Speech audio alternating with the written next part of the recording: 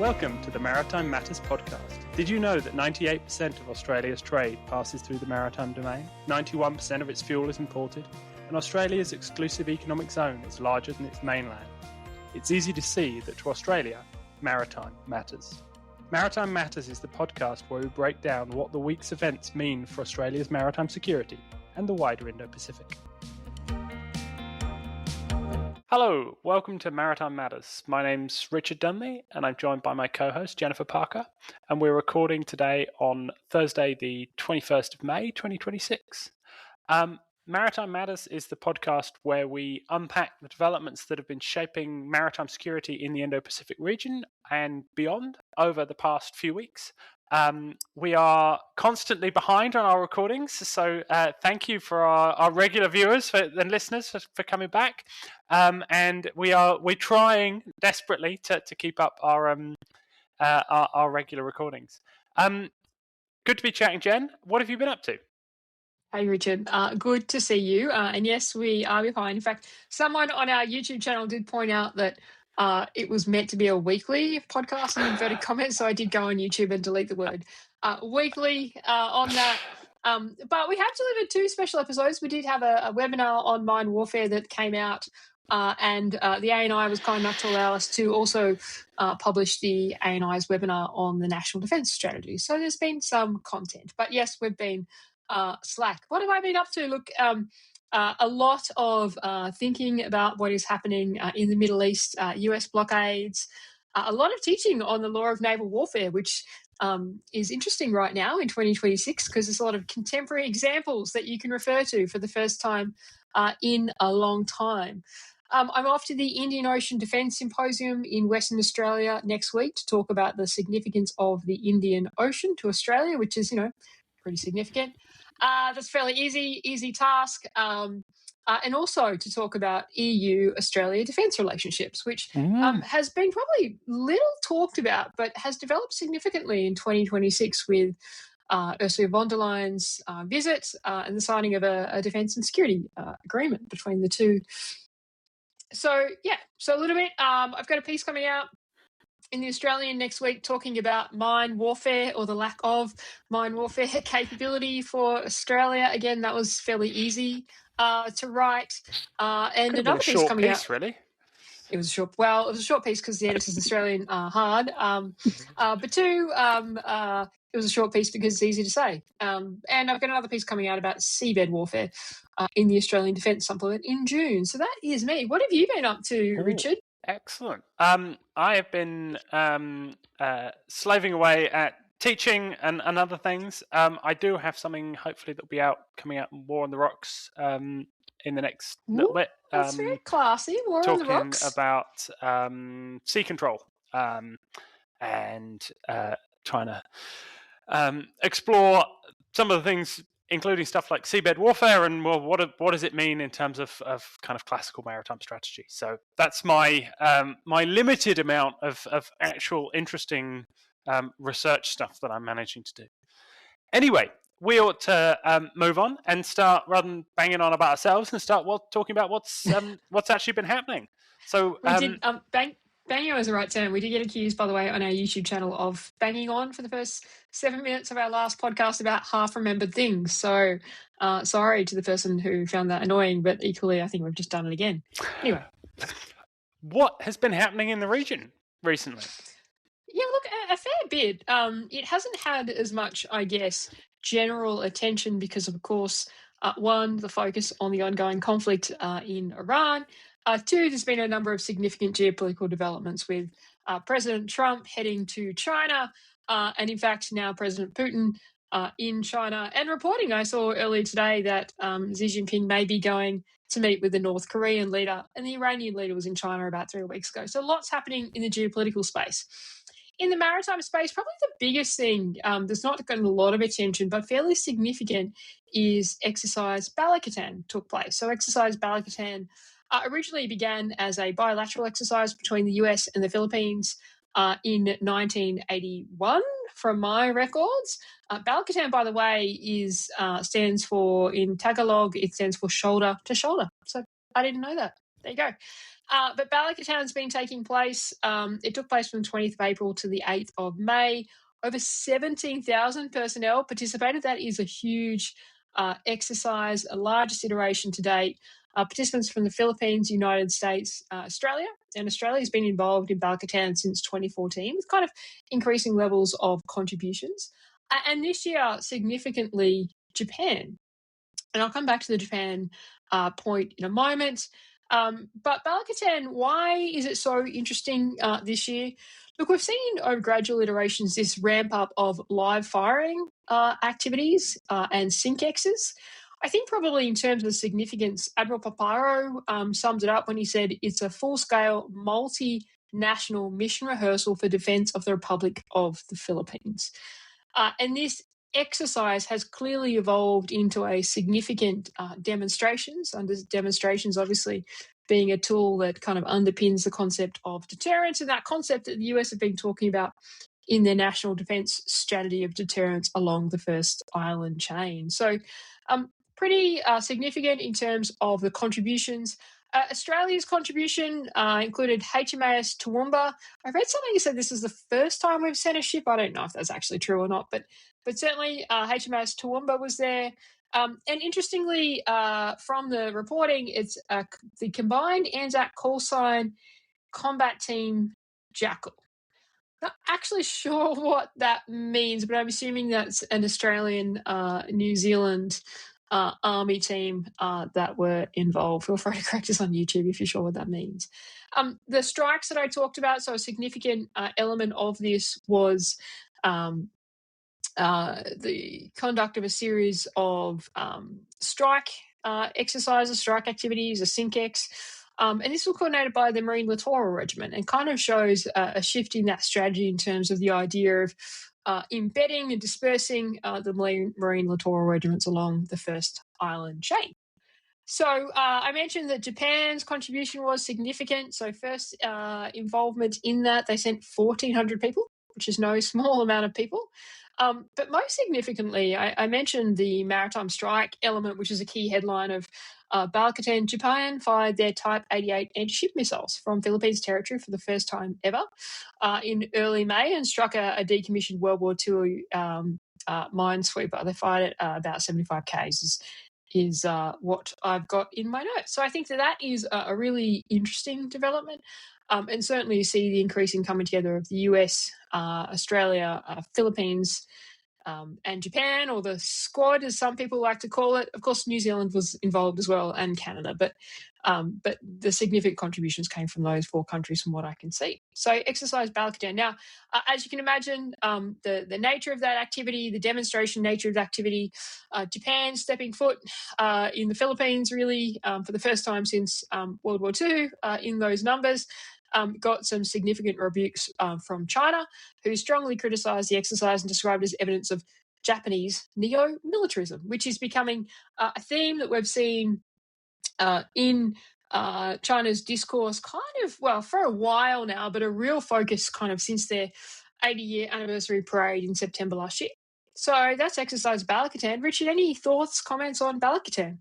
Yeah, so I think Balikatan's a really interesting exercise to look at as part of developing American and kind of wider American kind of led forces strategic approach to what's happening in the Indo-Pacific, and particularly, of course, Balikatan has always had a strong Marines element to it, but the concepts that have been kind of developed and pioneered by the US Marine Corps, particularly around former Commandant David Berger's ideas of stand-in forces, of expeditionary advanced bases, of using relatively small dispersed teams, kind of low profile, to provide targeting information to often land-based systems in order to provide maritime strike. And you've seen bits of this for quite a while. I think you're now beginning to see this coming together in a sort of single kind of almost coherent system. And you saw the deployment of the kind of Typhoon longer range missile system, which can fire Tomahawk and SM-6. You saw the deployment of the lightweight Nemesis systems that fire naval strike missile.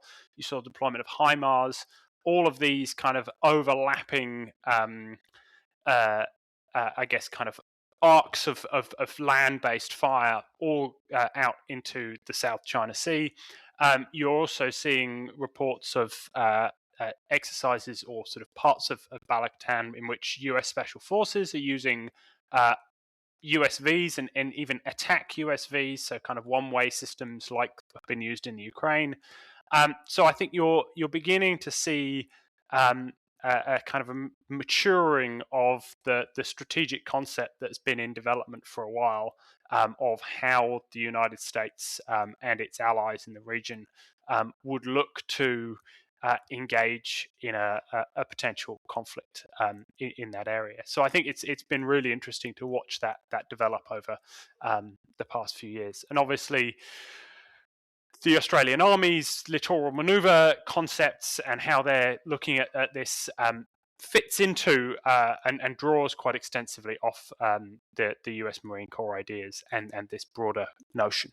So yeah, really interesting. Yeah, no, I agree with you. And I was actually surprised, maybe I just wasn't following the issue as much as previous years, that it just didn't seem to get, yes, okay, there was a response from China, but it didn't seem to get as much attention in the region as it has previously. You remember the first time that the US deployed a Typhoon, that gained a significant amount of attention. So, yeah, but I think good to see that level of exercise and good to see that kind of, I guess, denial along the first island chain. I think one of the things I read also was that this was one of the first times that the exercise also focused on closing or denying access through the Luzon Strait, of course, the strait between the northern Philippines and Taiwan, which would be a critical battleground in any kind of regional conflict. So, yeah, interesting developments. Hey, Toowoomba, we mentioned Toowoomba that participated in exercise Balikatan. Toowoomba's been doing some interesting things in the region. She's been there since February. What's Toowoomba been up to, Richard? So Toowoomba's been part of one of the regional presence deployments. We've talked about these quite a lot. These are the very regular rotation of Royal Australian Navy vessels, generally a single vessel, up top, as it were, into Southeast Asia and potentially beyond. Toowoomba departed on the 26th of February, so she's been in the region for some time now. In May, earlier this month, she participated in one of the glorious multilateral maritime cooperative activities, which involved a number of the Balikatan countries, or countries involved in Balikatan, so Australia, Philippines, Japan, the United States. So these are relatively kind of simple exercises, but are about demonstrating presence and demonstrating kind of exercising the maritime rights generally in the South China Sea, but also demonstrating support for the Philippines in particular, has been the theme of these multilateral maritime cooperative activities. Toowoomba, together with the Canadian frigate HMCS Charlottetown, also transited the South China through the South China Sea, along with a US amphibious vessel. So lots of activity, all kind of South China Sea focused. But again, a lot of this is about presence and demonstrating presence, which is a key element of Australia's kind of wider response to what it sees as Chinese overreach in the South China Sea and beyond. Yeah, so it's good to see this regional presence deployments going on again. Last year they seemed to be about kind of 3 months in the iteration, with a ship really continuously there from the Royal Australian Navy. So Toowoomba's been up there for, I guess, nearly 3 months now. So I would assume that she's probably returning home soon. She seems to have had a really busy activity, lots of international engagement. I know that the term cooperative activity has caught on so much that when Toowoomba and Charlottetown caught up for what looks like a 24-hour passage exercise, it was referred to in the reporting as a cooperation activity. So this must be a multi-day bilateral cooperative activity at sea, otherwise referred to as a naval exercise traditionally.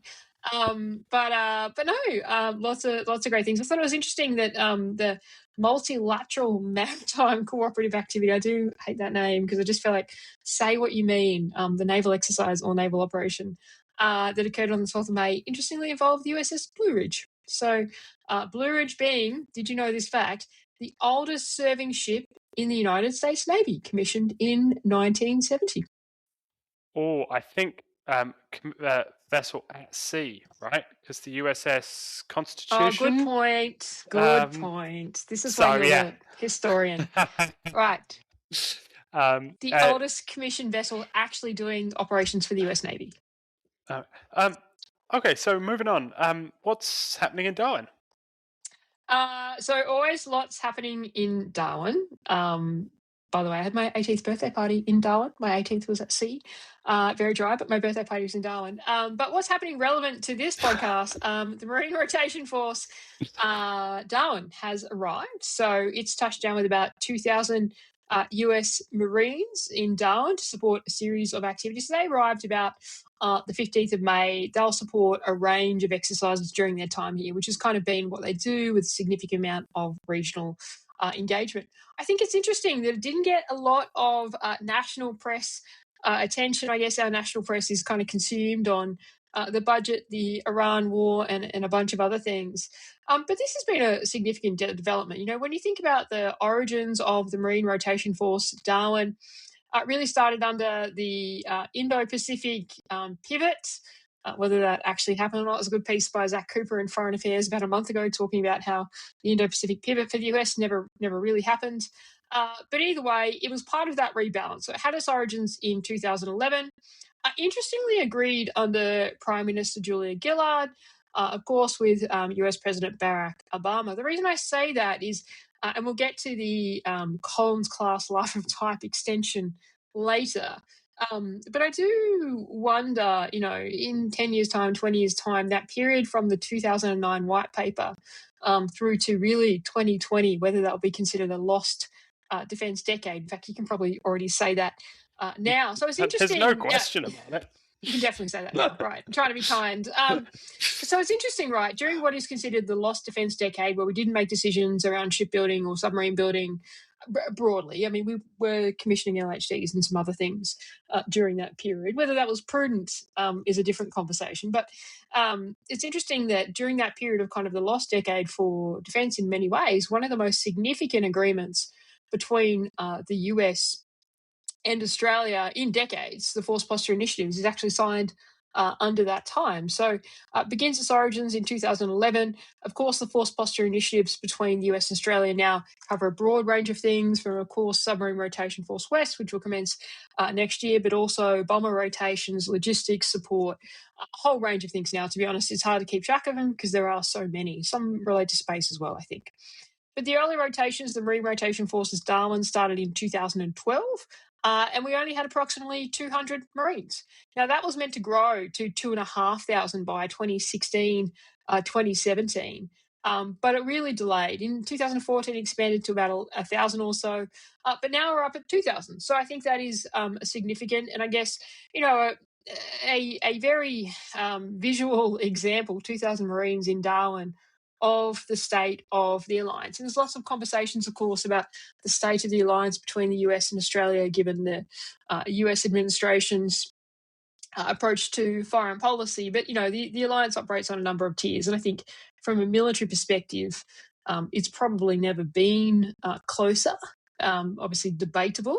But I would say that, and I think the Marine Rotation Force Darwin, 2,000 Marines operating in Darwin, is an example of that. Richard, I'm sure you'll have some comments about the alliance, but you've probably got some comments about Marine Rotation Force Darwin as well. I have many comments about the alliance. Fewer about the rotational force. I always find the use of the word rotational in these kind of contexts, more so in the submarine rotational force. Yeah. But our aversion to ever actually saying about the kind of the depth of the connection in many ways. And the political aversion to ever using the word base in any way. So there is still that kind of that uncertainty, and that's almost built into the name, right? With the rotational force, the Marines is a bit more realistically a rotational force, but absolutely on a military level, the interconnections are growing and are growing daily, and I think it's worth flagging that it's not only the US. Australian connections with quite a few countries around the region are growing, but the depth of them with the US is just completely different level. So from a military level perspective, absolutely, the alliance is on firm footing, and this is kind of just another element of that. Anyway, moving on, you've flagged the Collins Lote as an issue. I did. First person to ever flagged. No, I'm joking. Of course, the Collins life of type extension has been an issue, as I pointed out, I think on Twitter, when Senator Shoebridge said that this is all because of that damned, I'm paraphrasing, but pretty much, AUKUS. And actually, the Collins Lote has quite a pedigree. So Lote has expanded, or did expand, and is now on the point of contracting again, which is, as I say, I think it's one of the, in many ways, the worst kept secrets around. I think everyone has known for a long time that Lote was a challenge, and certainly in the public and media kind of commentary, I think there's been a lot of attention on some of the other big naval construction kind of and maintenance type projects. Obviously, AUKUS itself, but also Hunter and C3000 and other things. And Lote's kind of flown under the radar somewhat, which, considering the size of it as a project, if you parked this 10 years ago or so, this would have been a huge standalone project. It's only the fact that Australia is engaged in so much in the world of naval shipbuilding and sustainment that it sort of has been almost slightly dwarfed by some of the other mega projects. So I think it's always been a very large and quite risky project.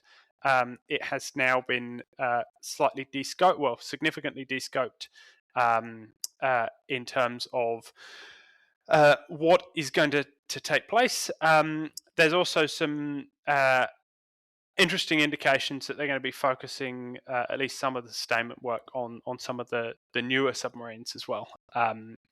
So comments made about prioritizing sustainment work on Rankin. But Lote itself is still set to go ahead, and Miles, as part of the announcement, this was announced a couple of days ago now, noted that Farncombe is set to go in and be the first submarine to undergo a life of type extension starting next month. You want to, I can tell you're raring to go. Well, no, I mean, this might be the first time this year, but I do slightly disagree with you, and I might be wrong. Although I'm going to actually point out for the record that in our last podcast, because you are the historian, I do defer to you on history, which makes sense. You're qualified. But in our last podcast, what did I get wrong? Think you claimed, oh, no. and I'm going to put this, you claimed that Vice Admiral Mark Hammond was the first submariner. I did, and I was wrong. Chief of Navy in the Royal Australian Navy, and I doubted you. But then I was overwhelmed by your pedigree when it comes to naval history, and the fact that 9 times out of 10, if a naval history comes up between us, you will be right and I will be wrong. That might be being a little unfair to myself. But what happened, Richard? Can we explain for the audience who was right and who was, in fact, the first submariner chief of Navy in the Royal Australian Navy? The first submariner CN was Ian McDougall, who was CN from, well, in fact, he was Chief of Naval Staff from 1991 to 1994. But I'm not going to hide behind that one. You are absolutely right. So Hammond is not the first submariner. Mea culpa. He is going to be the first submariner to be CDF. That's correct. Yes. So I'm on safe ground there. You are on safe ground there. And I mentioned that hopefully it's published with the Australian Naval Institute, but they had their Vernon and Parker oration dinner this week, which is always a great night. If you didn't go, you missed out. But the guest speaker was, in fact, Vice Admiral Mark Hammond, the current Chief of Navy, the Royal Australian Navy, and future Chief of Defence Force. And he gave a fantastic speech about the future of undersea warfare, which is obviously a much debated discussion at the moment. And I'd note that undersea warfare capabilities, by the way, make up now, I think it's 21 or 23% of Australia's integrated investment program. And that's not just all AUKUS. Obviously, AUKUS is a lot of that. But anyway, he highlighted, and I forgot the number and I wish I'd written it down, the amount of chiefs of Navy around the region that are actually currently submariners. So a focus on submarines. Anyway, back to our actual point, which is also submarines. You asked me about load. You said I was jumping out of my chair to talk about it. Look, I guess the Collins life of type extension for me is just symptomatic of just that period. In fact, we were talking about it, right? Kind of this dead period in defence spending, government decision-making on defence capabilities. There were, of course, some decisions, but not a lot that really needed to look at kind of future shipbuilding and future submarine building. So, the 2009 white paper says that we need to have a plan to replace the Collins.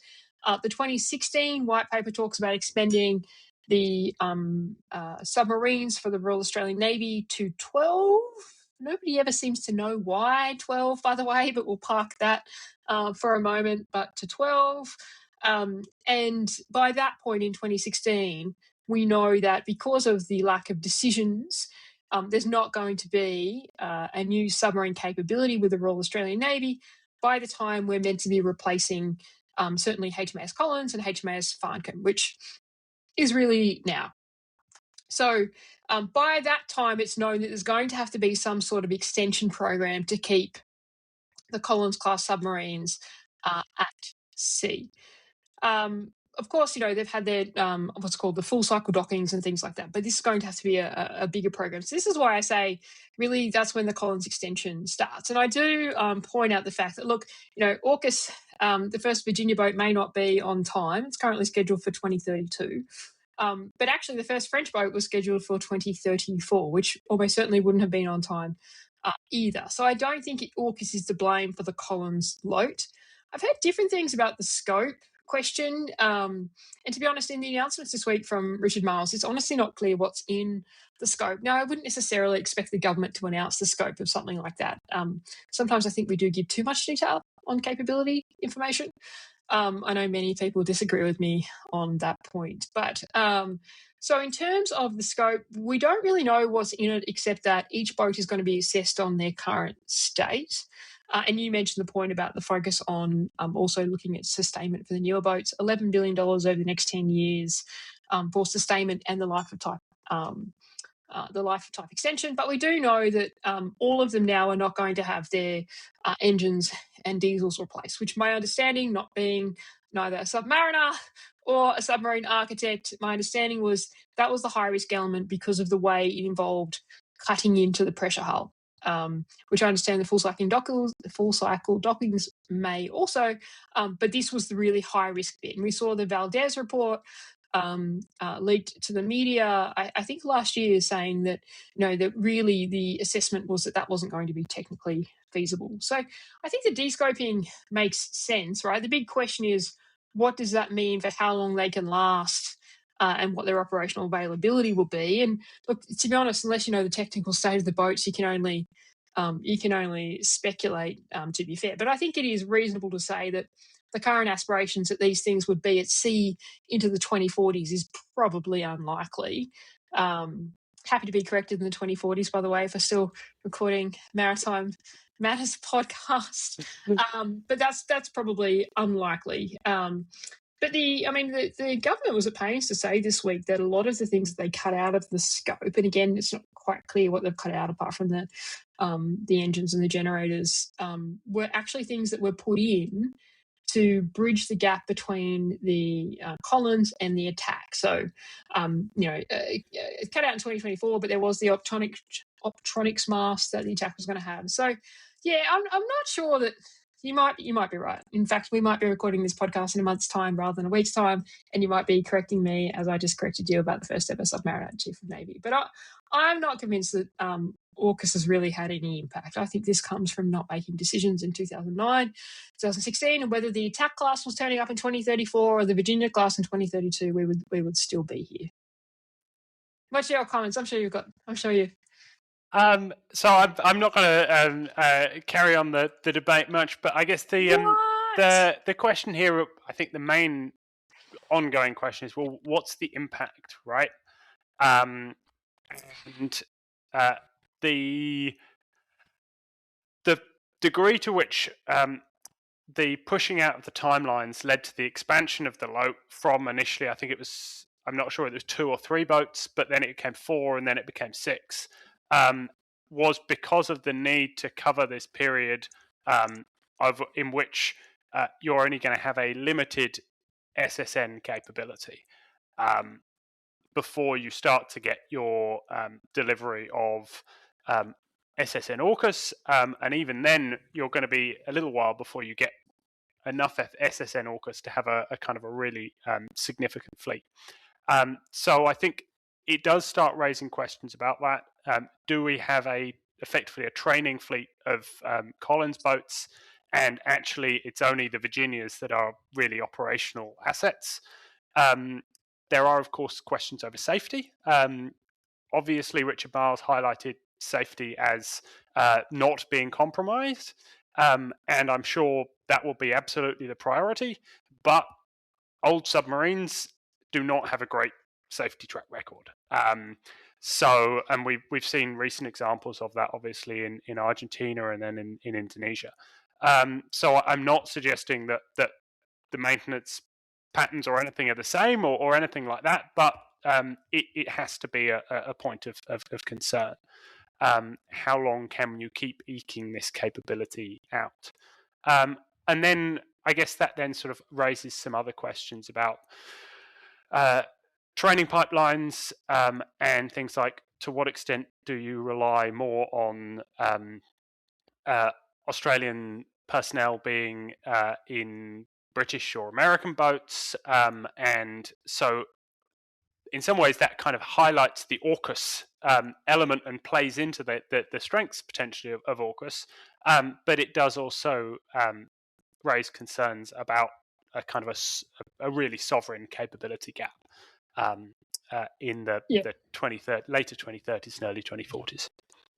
Oh, yeah. Look, you're 100% correct. I mean, of course, the most safety conscious people I've ever met in the Royal Australian Navy are the submariners. They don't like showers, but they are big on safety. So I think that will be kind of, their number one consideration. But you're right. Look, I think I said to a journalist yesterday, to be honest, this is obviously not the position of the government or of the Royal Australian Navy, but I would have thought there will be a period where, to your point about training, the focus is just getting as many sea days as possible for these submarines so you can get training throughput. And that is the big thing. In terms of a capability gap, I mean, of course, there will be a capability gap, because I don't know how you'd argue that in the whatever the technical state of these boats, which no one knows in the public domain, but in the 2030s, you're going to have as many available sea days for these things as you would now or 10 years ago. Although, interestingly, I say 10 years ago, but interestingly, there is a period during the Gillard government where it's now subsequently come out that there was none at sea. So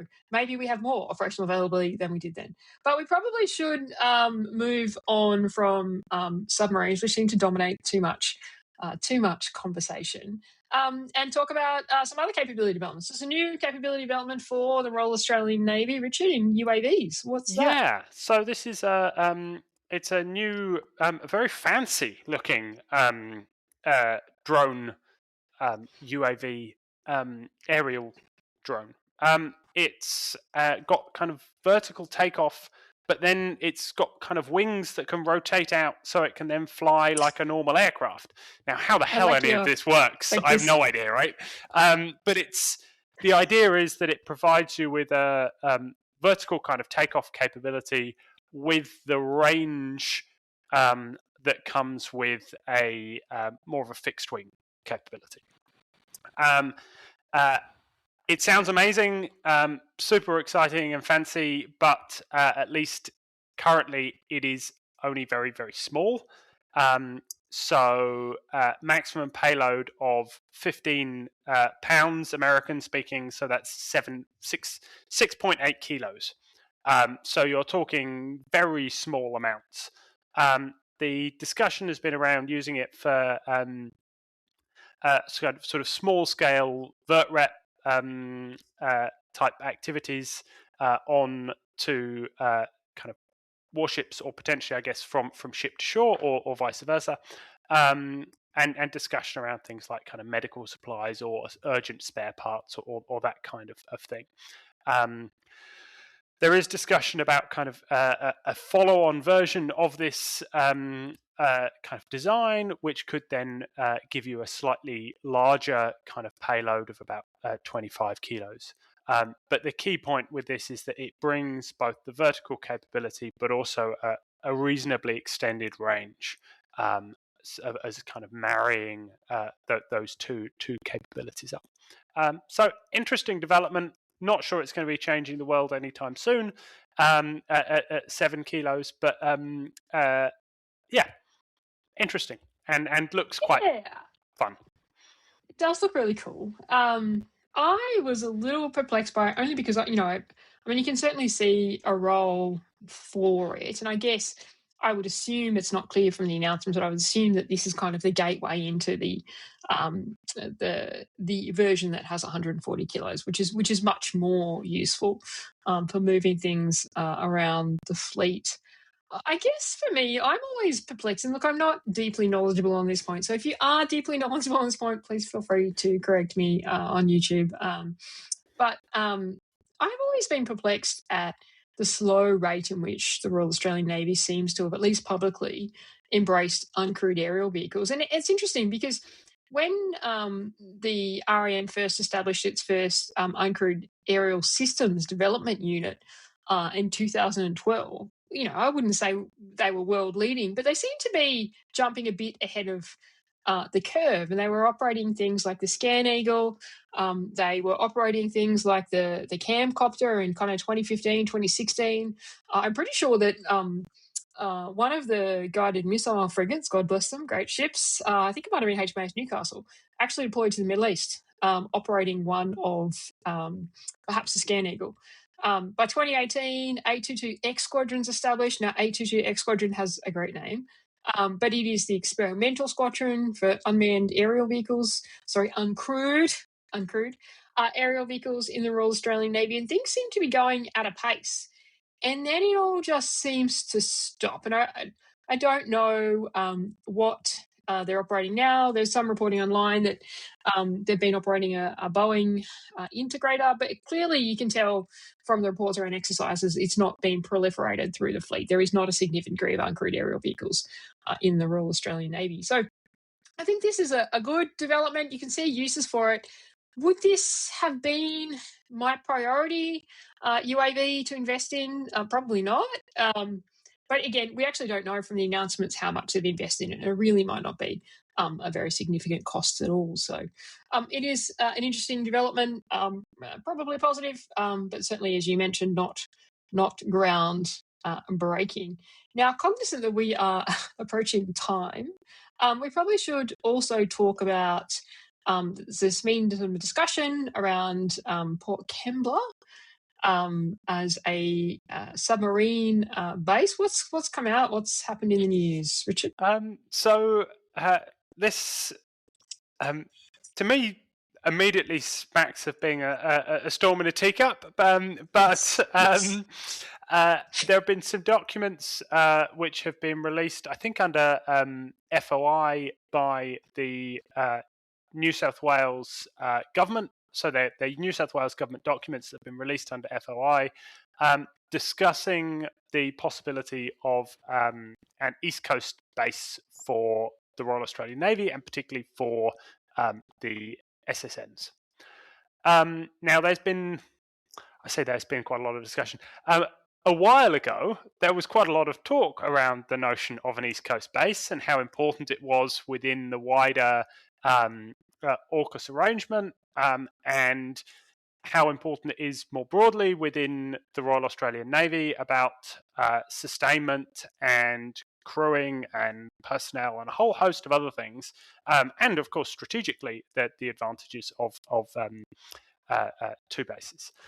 So this has been something, but it has actually been on the cards for a very long time. There's some wonderful defence basing sort of reports from the 1980s talking about why we need a submarine base in the east, and why they should be based at places like Port Kembla.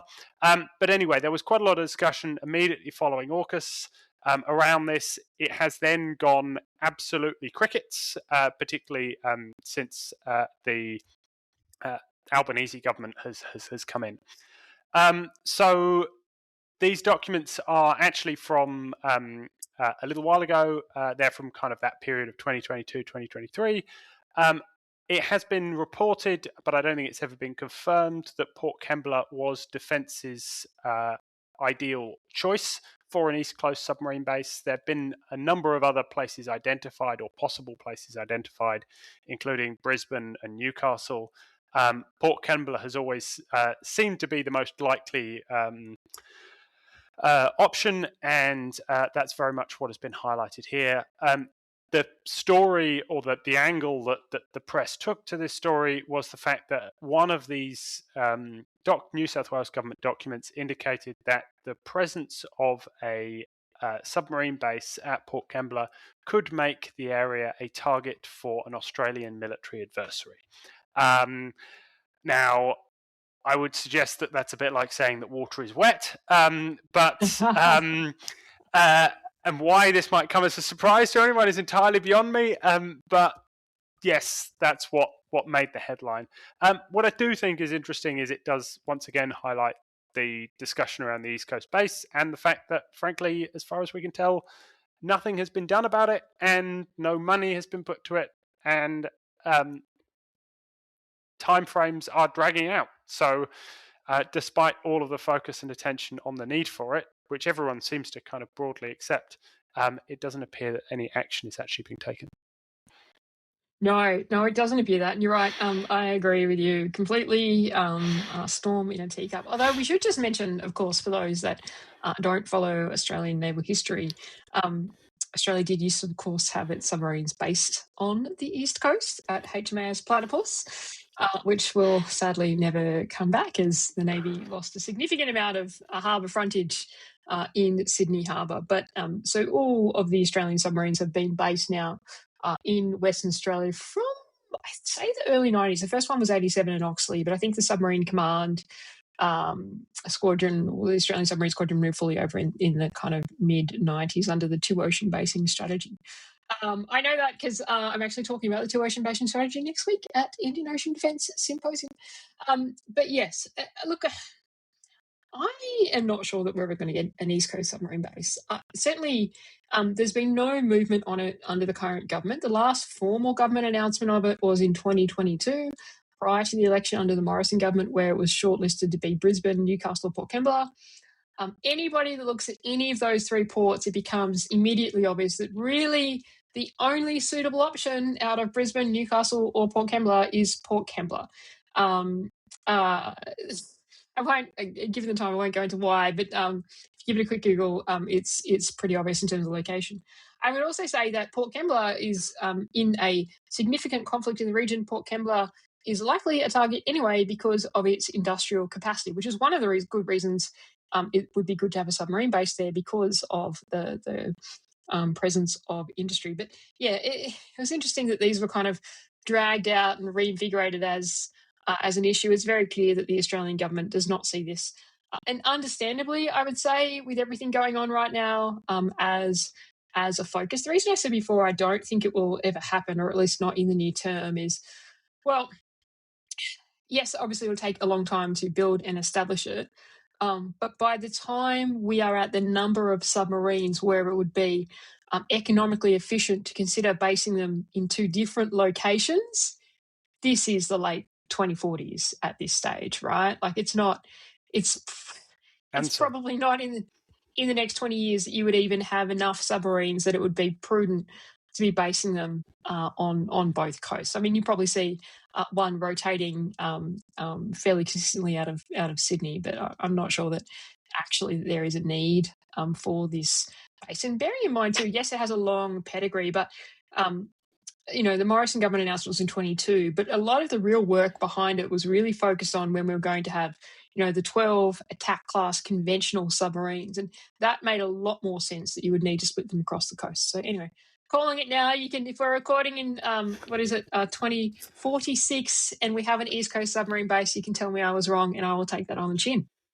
I think if we do, the idea of it being operational at that point is probably a pipe dream at best anyway. So, but yes, there has been long discussion of it, primarily from a personnel perspective, and whether or not you actually can sustain the crews out west and keep them in.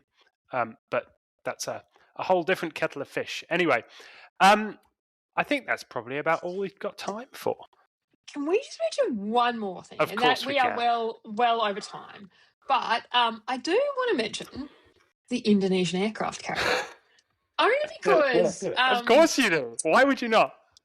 We have been quite sceptical of the plans for the Indonesian aircraft carrier since it was first touted last year. And I've not paid a lot of attention, but... there have actually been developments, and I did not realise that. I'm just trying to find it in my notes. In April of this year, the Italian government actually approved selling it to Indonesia. So it looks like this might actually be happening. Now, the Indonesian government has said that they expect to have it by the 5th of October. There is a significant anniversary of their Navy or their military in October. Sorry for the experts there or anyone from Indonesia. I'm not sure what that anniversary is, but significant anniversary. The Italian government seems to have indicated that it's more kind of December 26. But either way, this does actually seem to be happening. Now, in terms of this aircraft carrier and why I've probably been a little bit sceptical, one is probably the rate of Indonesian defence spending, which has been historically low, around 1% of GDP, although I'm not sure exactly what it is right now. But the other element is it was launched in 1983. So this is a 43-year-old aircraft carrier. But it does look like Indonesia will be acquiring. In fact, there was some footage that was released by the Indonesian Air Force, I believe, but I might be wrong on that, but of a mock-up of the Garibaldi where they were practicing landings. And there's an article on that on Navy News. So at least we can say there have been developments in that. It's been approved by the Italian government and it looks like it's going to be happening this year. So there you go. Indonesia's getting an aircraft carrier.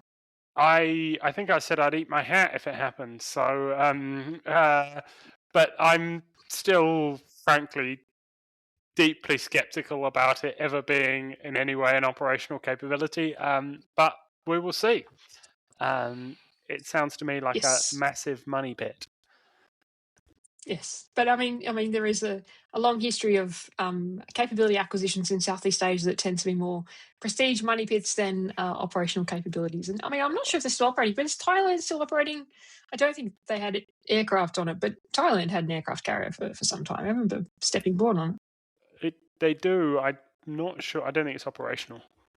No, when I stepped foot on it, it would have been about 2009, and they didn't have aircraft for it, but it was meant to be operating Harriers. Anyway, we won't get into the debate about whether Australia should have an aircraft carrier, so we probably should wrap things up. We should. Been good to chat, Jen. Lots of interesting things happening, as always. And remember, everyone, that maritime matters. Maritime does matter. Thanks, Richard. Cheers, then.